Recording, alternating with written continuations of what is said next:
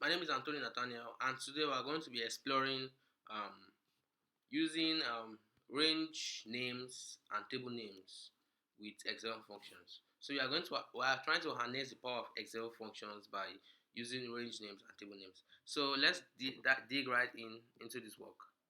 So first of all, let's deal with the table. So first of all, we are going to um, have a table here. So you can even start from here. I have a table of numbers, numbers one. I have numbers two. Okay, okay, numbers three. So now I'll just type in some random numbers: five,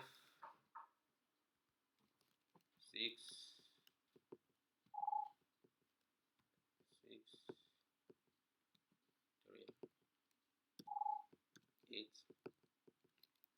two,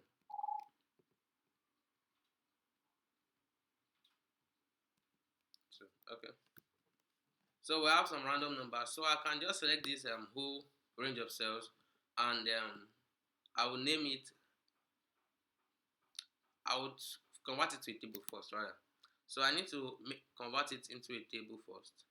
So let's see how that goes. So insert table. So I want to insert the table. So I'll insert a normal table. Here's data for you. So I want my data to be from cell B3. Okay, yes, that's true. And it has a header, yes. So okay, I'll click OK and my table will be created.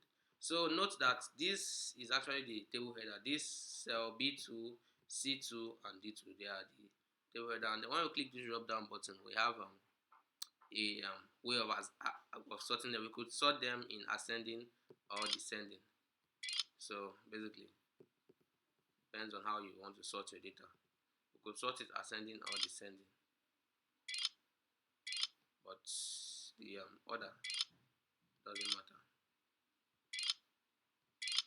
So that's in that case, that means every part of this table has been sorted that way. Because if we sort this in descending, I guess it changed to 8 and 2.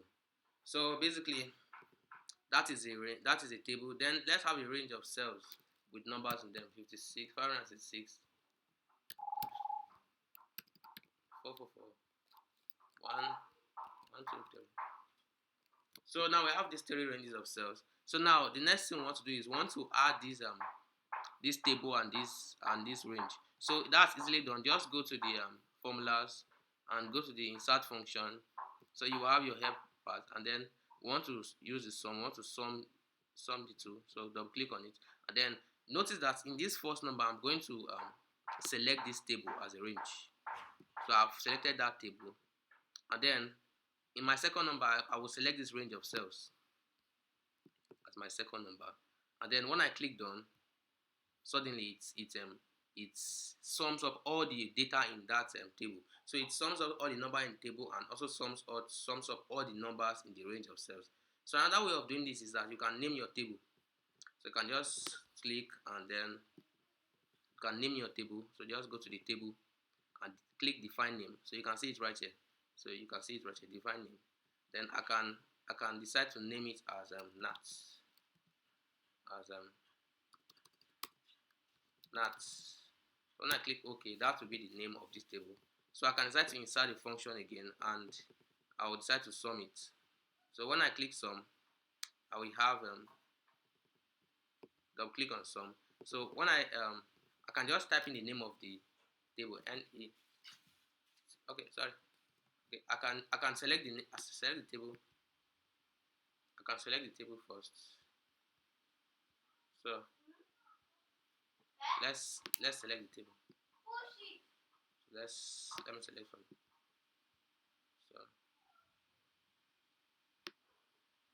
So So I've selected the table, and then